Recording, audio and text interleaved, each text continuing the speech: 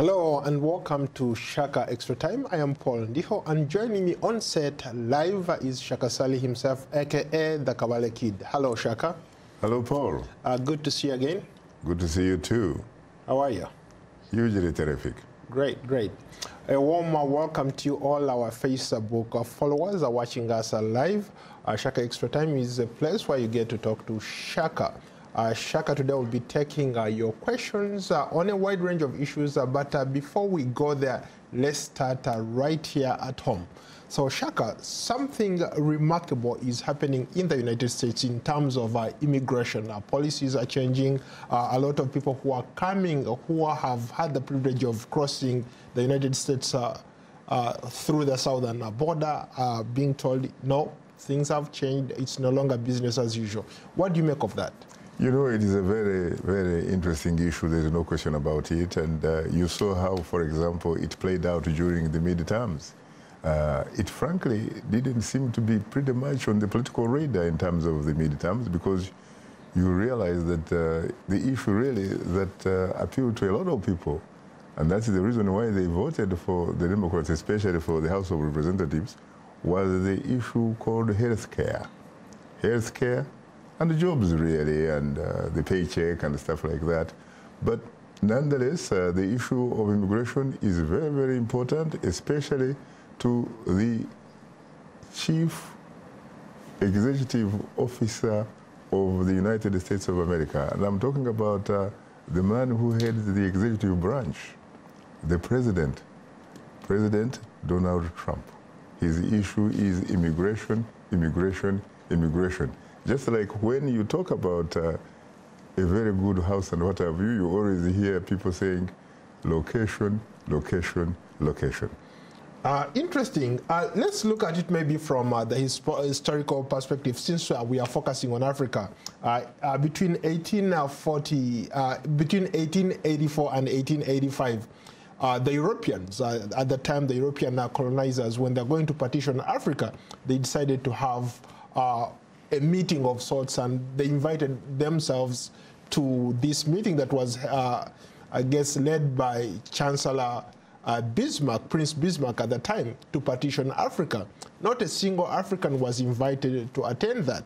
When you think about it, back then, all these Europeans went to Africa without invitation or without visas. So put it in context in line with what's happening in America, considering that most Americans here are immigrated from Europe.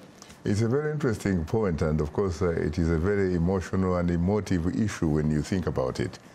When you look at the history of the United States of America, you're talking about, for example, the issue of the Mayflower, the boat that carried the initial European immigrants, basically. You're talking about the Pilgrims and all that kind of stuff. The last time I checked, you are right, they didn't seem to have anything to do with or similar or something that one would probably refer to or call or describe as a visa. They were still able to make it this way. And as a matter of fact, we recently got out of what is called Thanksgiving. And the reason the Thanksgiving is very important is because it is a time or a period when the indigenous people, the indigenous American people, and the new immigrants made peace to be able to coexist, to live together. Because let's face it, the United States is a huge, huge country. You're talking about from the East Coast to the West Coast. You're talking about in the neighborhood of 3,000 miles. And, you know, the audience should be aware, for example, that you and I are operating from Washington, D.C., which is on the East Coast, and that it is actually 3 hours ahead of the West Coast. We're talking about California. Our brothers and sisters who are in California, who are in Washington, Seattle, who are in Oregon, those types of countries, they happen to be 3 hours behind us. And we are still in the same beautiful country called the United States of America.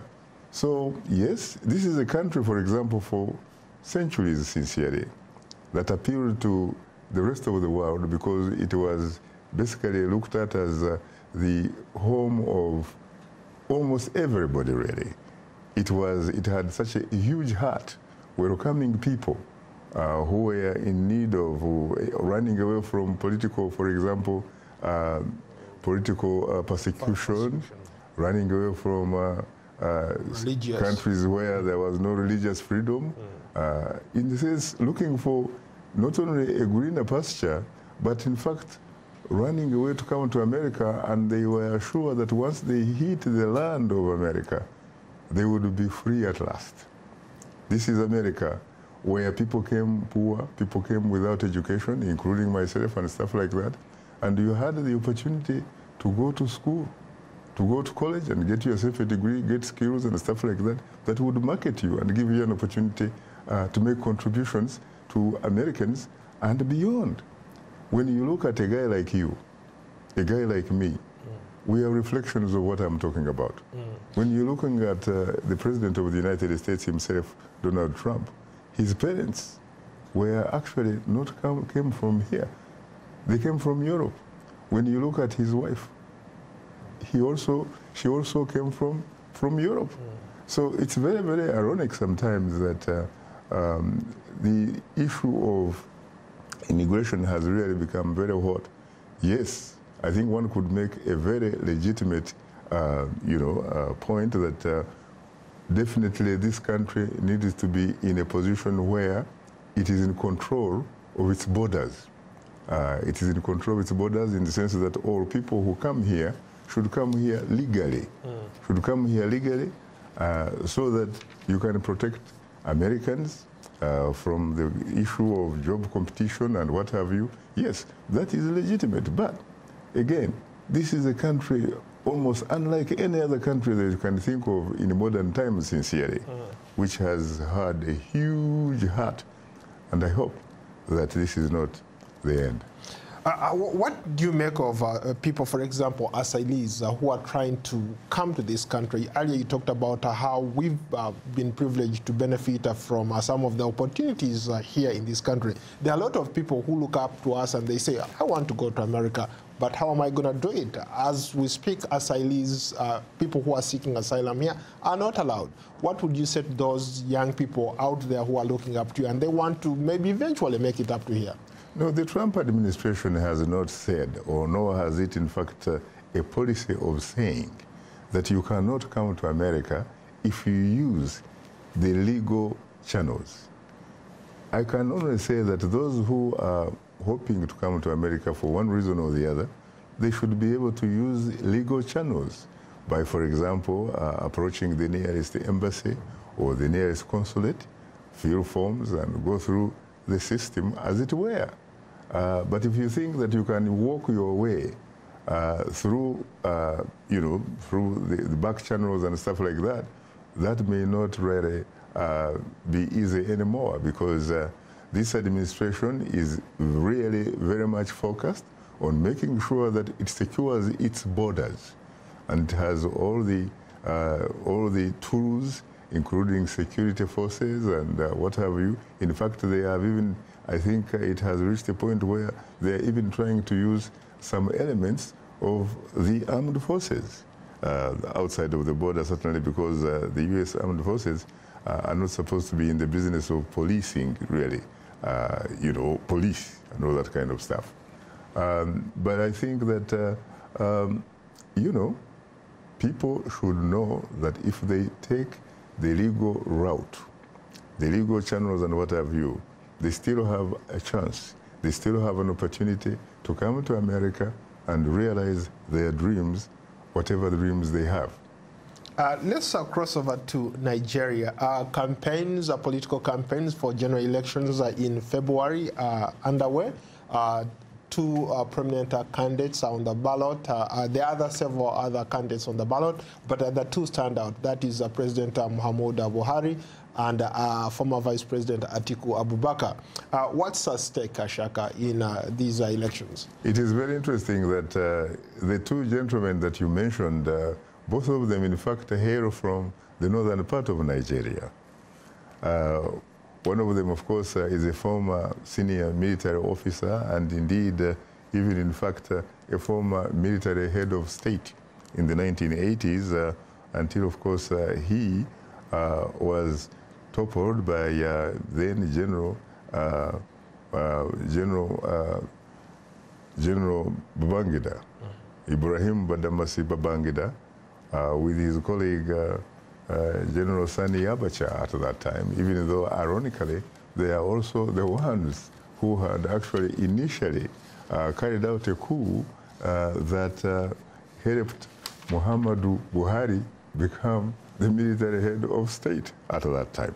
But when he came up with this idea of fighting, corruption and all that kind of stuff, the other guys didn't really feel very comfortable about it. They decided to topple him.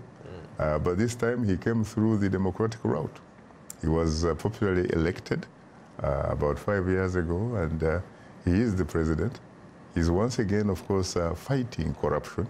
When you talk about corruption, by the way, Paul, the audience should be aware that when you talk about corruption in Nigeria, you're talking about malevolent corruption.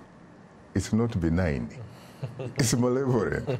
And frankly, you need to have a guy like Muhammadu Buhari in order to make sure that he can help put Nigeria really on track. Then you have Atiku Abubakar, a former vice president, and the government led by then President General Olusegun Obasanjo, retired but certainly not tired. But this is a man who has some very interesting, record, because I remember that he was at one time named by the US FBI. Absolutely. I covered that story. You covered the story? Yes. Yeah. You know what happened to a congressman from New Orleans? New Orleans. From New Orleans. Jefferson. Yeah. Jefferson. Yes. Yeah. Yeah, in fact, he was a trained lawyer to boot. In fact, he went to Harvard Law School. But guess what? Can you imagine that they found him actually keeping thousands, tens of thousands of dollars in a deep freeze, in a fridge. And when they interrogated him and what have you, apparently, according to, again, this report from the FBI, he had been working with a man by the name Atiku Abubakar, who happened to be vice president of Nigeria. So he doesn't have a clean record, as you say? Well, at least according to the FBI, he doesn't seem to have a clean record. And of course, you know what happened to Congressman Jefferson? Jefferson was obviously, he had been a congressman on Capitol Hill, a very powerful man. But you know what happened to him? Yes. Yeah, let's talk about something else that keeps coming up. Every time we talk about Nigeria, or every time we do Shaka Extra Time, people want us to talk about Biafra. There is a comment here from Uche Biafra Nwachiniki. With due respect, Shaka, do you hate the people of Biafra?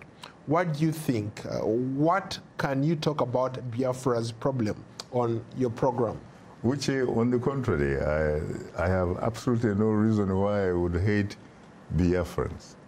The only problem I think I have with Biafra is that the last time I checked, that was a political expression given to an area that was the southeastern part of Nigeria when there was a second military coup back in 1966. A coup led, I believe, by then a Captain Murutara Muhammad and Captain Danjuma. They were able to overthrow the government of Ilonsi.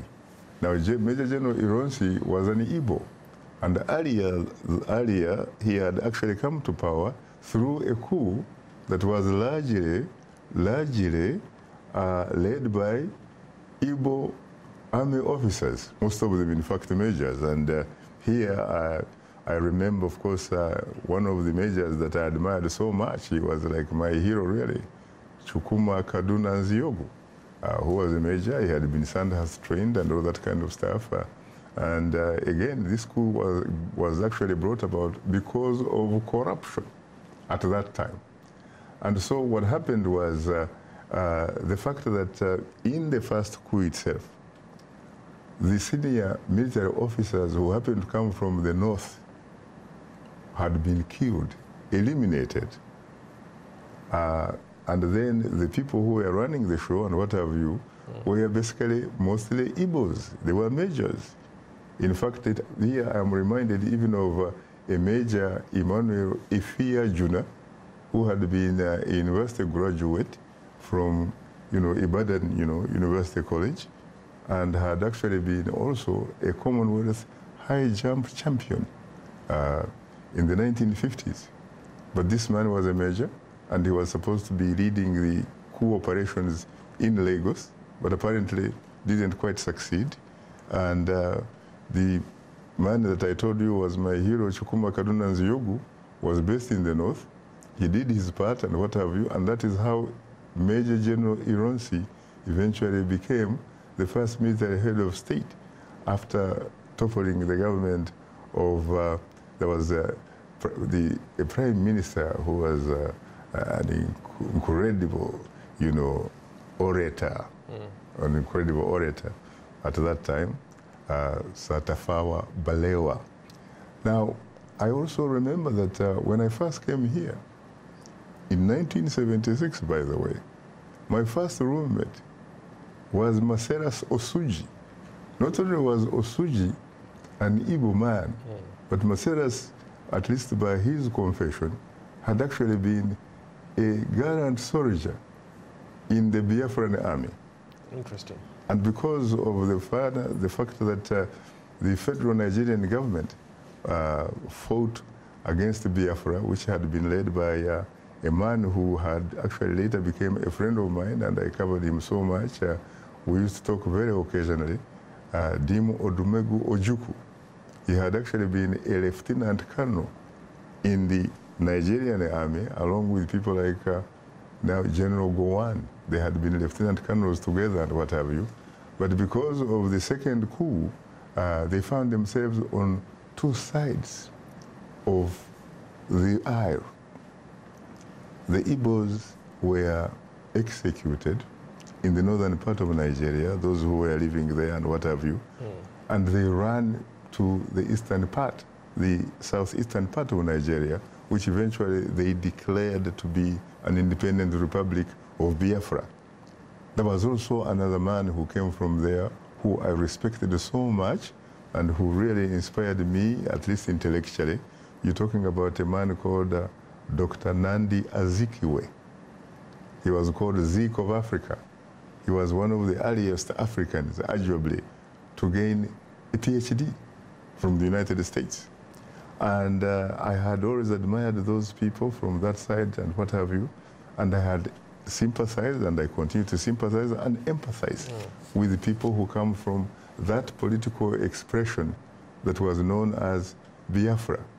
But when we think about Biafra now, I honestly think this is an issue that should be resolved by the federal government of Nigeria, or at least the African Union should come into play, or, and figure out how to deal with this, because I think the issue really is not the geographical expression or the geographical location where most of the Igbo community live, but I think it is the issue of lack of adequate social, economic, political justice. And in my work, I have tried very, very much to be an advocate of social, economic, political justice for all of us. And I think that Nigeria has a great opportunity, especially given that they are going to elections in February next year. And I remember that at one time, I actually had a show. We were talking about Nigeria. And one of the guests was a guy called Atiku Abubakar, who was then the vice president. I remember some Igbo in the audience asked him about why are Igbo being discriminated against. 30 years later, at that time, not a single Igbo had actually been promoted to the rank of general. You cannot believe the impact of that particular edition of Straight Talk Africa.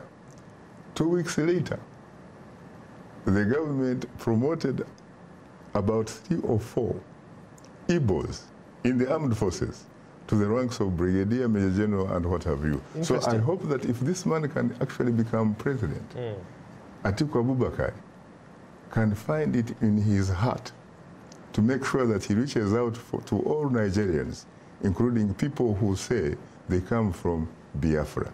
But when it comes to what can I say and what can I do about Biafra, I have to say, Uche, that is above my pay grade. Interesting. Let's go to some comments. Let's start in Germany. Let's start with Nambulilwa Mona Amna. She says, our generation is suffering from the cancer of corruption. Your thoughts? I think she's right on the money. But I should also urge her, for example, to seize the moment, because I think this moment belongs to her generation. And as I have often said that when you think about it, all of life really is about passion, is about action and reaction. And to ignore the passion, the action and reaction of your generation is to risk having not really lived at all, occupying space. I would hope that this lady in Germany can actually seize this moment with her colleagues and her generation and make sure that they do the right thing.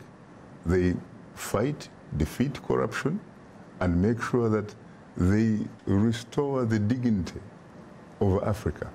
It is up to you. This is your generation, and this is your moment. Let's go to another comment. Let's go to Ethiopia. The Ethiopian Prime Minister is coming up with all sorts of reforms. As we speak today, he held meetings with opposition leaders to discuss reforms and building institutions when it comes to electoral. I think they're referring to electoral reforms. Your thoughts on that? I think that, again, we've been talking about Ethiopia and some of the great things that seem to be happening there. I think that it is wonderful, to be very honest with you, to know that when you look at the African continent, there are some bright spots. And it seems to me, as I said before, Abiy Ahmed may very well be a legitimate new breed of African leaders. After all, he is, the last time I checked, about 41, correct? He is a very young man.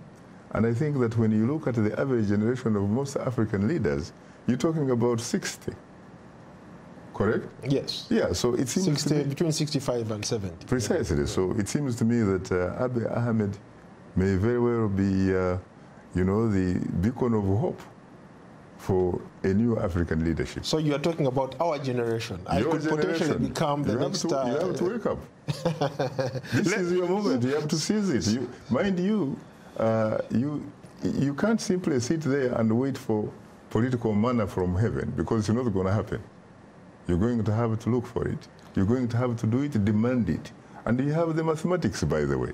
You have the numbers, because when you think about who constitutes the majority on the continent as we talk, you are probably talking about under 35. They're in control really in terms of the mathematics. So the question is how to mobilize, organize, and make sure that you do the right thing for the vast majority of the African people. Shaka, we might have the numbers, but we don't have the tools. What does it take for us to get those tools, maybe to be in charge? First of all, you see, you have to be able to know what you want. And once you are able to address that issue, then you look for the appropriate tools. So I don't think that is an issue, really. Because let's face it, all of life, again, is passion, action, and reaction. And you can't really ignore the passion, action, and reaction that is happening on your watch. This is your moment. You are more exposed than those generations that came before you. You have, luckily, social media, which not only exposes you in your neighborhood, in your region, But even beyond, you know what is happening, and you basically, you are more literate.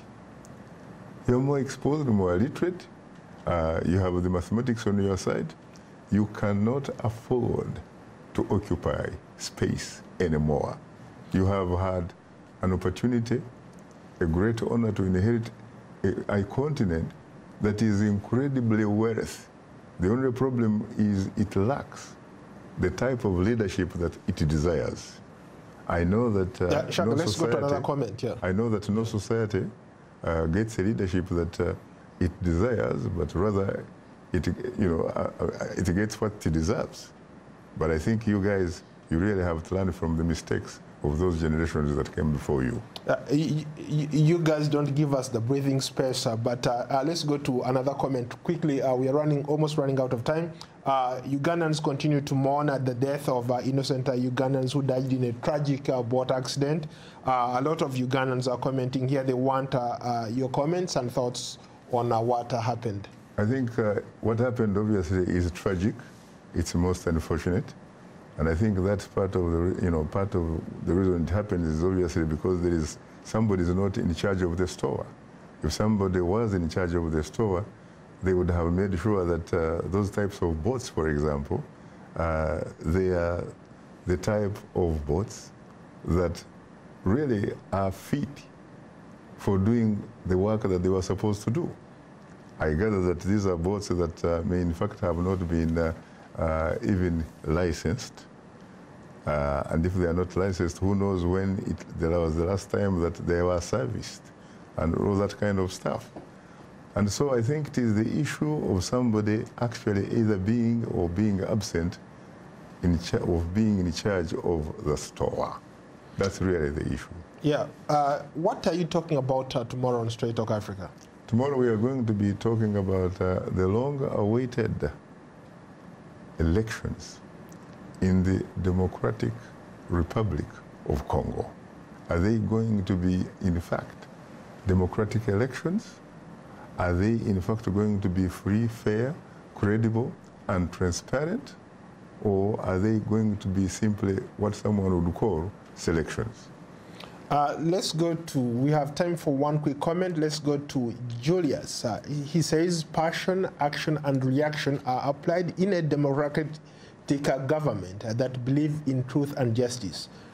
Would you agree? Yes, I would agree. But then again, what about you? Whoever you were, or whoever you are, you should be able to be somebody that is capable of fighting for your freedom.